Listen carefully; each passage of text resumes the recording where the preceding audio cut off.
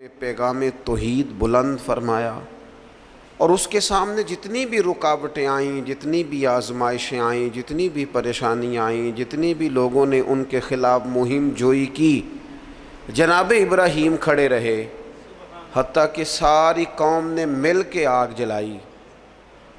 جلانے والے سارے تھے اور جلنے کے لیے تیاری صرف حضرت ابراہیم خلیل کی تھی۔ ان ساری آزمائشوں سے، ساری تکالیف سے، سارے دکھوں سے حضرت خلیل علیہ السلام جب ہو گزرے تو رب کریم نے فرمایا وَاتَّخَذَ اللَّهُ إِبْرَاهِيمَ خَلِيلًا، فرمایا اللہ تعالیٰ نے ابراہیم علیہ السلام کو اپنا گہرا دوست بنا لیا۔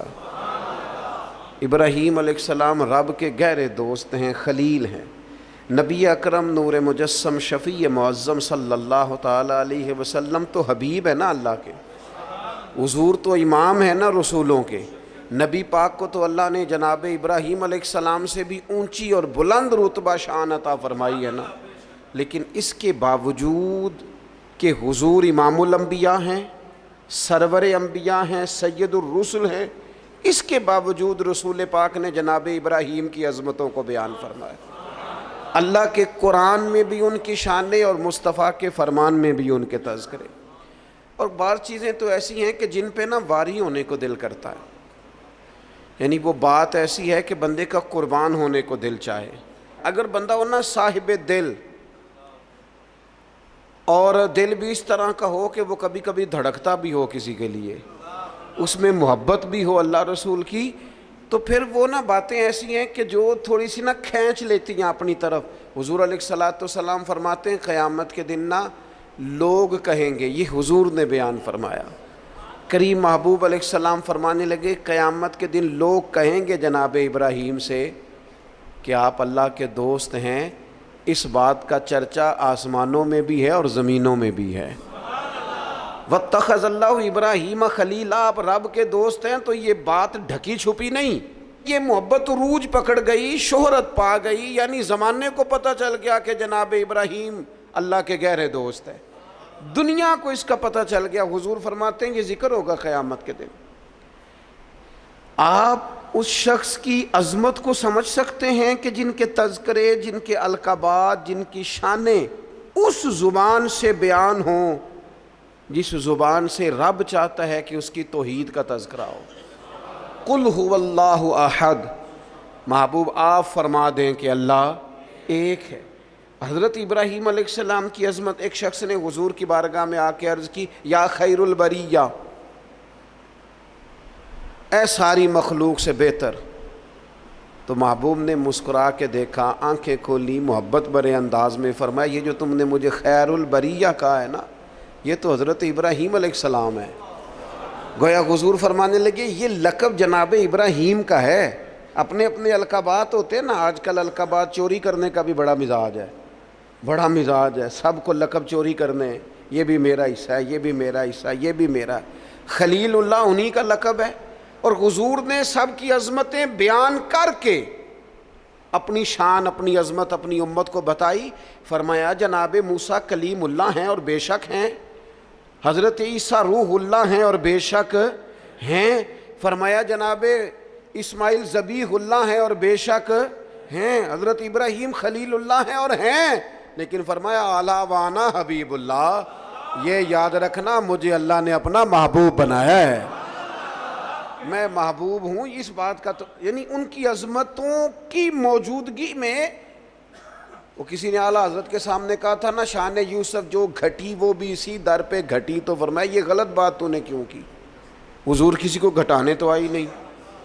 کہا پھر کیا کہنا چاہیے؟ فرمایا کہو شان یوسف جو بڑی وہ بھی اسی در سے بڑی، یہیں سے کرم ہوا جناب یوسف پر، ان کے تذکرے قرآن پاک میں آئے، قیامت تک جناب یوسف کا نام تلاوت کیا جائے گا۔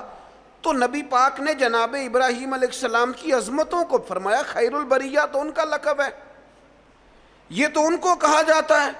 حضور کے جو القابات ہیں وہ تو گنے نہیں نہ جا سکتے، لیکن نبی پاک علیہ السلام تو شانے دینے آئے ہیں نا، عظمت عطا فرماتے ہیں۔ حضرت ابراہیم کی عظمت جو امت کے دلوں میں حضور نے بٹھائی ہے، ان کی بلندی، ان کی شان، ان کا مرتبہ، ان کا مقام. میں نے کہا حضور امام الانبیاء ہیں، حضور سرور انبیاء ہیں، نبی پاک علیہ السلام امام ہیں جناب ابراہیم کے. حضرت ابراہیم نے بیت المقدس میں حضور کے پیچھے نماز ادا کی ہے. پر حضور فرمانے لگے ہر نبی نے نبیوں میں سے کسی نہ کسی کو دوست بنایا. نبیوں کی نبیوں سے دوستیاں ہوئیں تو فوراً ذہن کی سطح پر سوال اٹھتا تھا حضور آپ کا دوست کون ہے؟ انبیاء کی صفوں میں ایک دوسرے سے دوستیاں لگیں. ہر نبی کی کسی پیغمبر سے دوستی ہوئی تو یا رسول اللہ آپ کا دوست کون ہے؟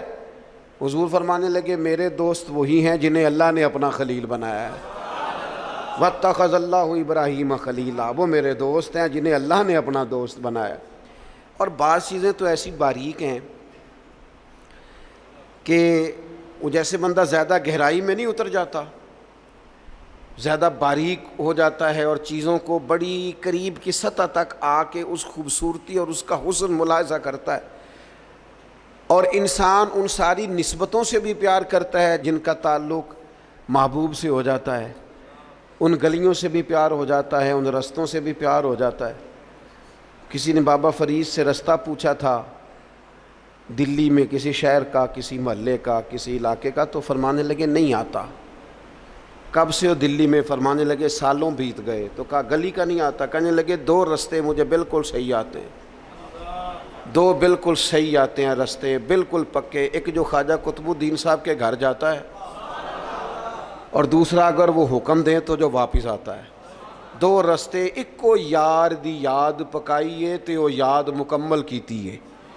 جو کام کرنے والا تھا اس میں کوتاہی، وہ اس میں کوئی قضا نہیں کسی قسم کی. تو کچھ چیزیں ایسی ہوتی ہیں یعنی بندہ نا ان جگہوں سے بھی پیار کرتا ہے جن کی محبوب سے نسبت ہو، ان تعلقات سے بھی پیار کرتا ہے. ہمارے ہاں لوگ یہ کام نہیں کرتے. ہمارے ہاں لوگ فرد واحد سے محبت کرتے ہیں، نسبتوں کو چھوڑ جاتے ہیں. ہم سادے لوگ ہیں نا، تو ایک دفعہ ایک بزرگ اور ہمارے عزیزوں میں سے ہی اور ان کی اہلیہ دونوں میاں بیوی بوڑھے تھے، تو اپنے داماد کی کچھ شکایتیں اور کچھ دکھ بیان کر رہے تھے. تو دکھ بیان کرتے کرتے کہہ رہے تھے منڈا بڑا چنگا ہے، گھر دے نہیں سو ٹھیک، منڈا بالکل ٹھیک ہے، ماں سکھاندی ہے، باپ غلط گائیڈ کردا ہے، کو تھوڑا جا نقص پہنا پائیاں چ بھی ہے. تو میں ان کی باتیں سن کے ہنس پڑا. تو مجھے کہنے لگے آپ کیوں ہنس رہے ہیں؟ میں نے کہا جی بات ہے نا، نہ جس کی ماں ٹھیک، نہ جس کا باپ ٹھیک، نہ جس کے وہ خود کیسے ٹھیک ہو گیا.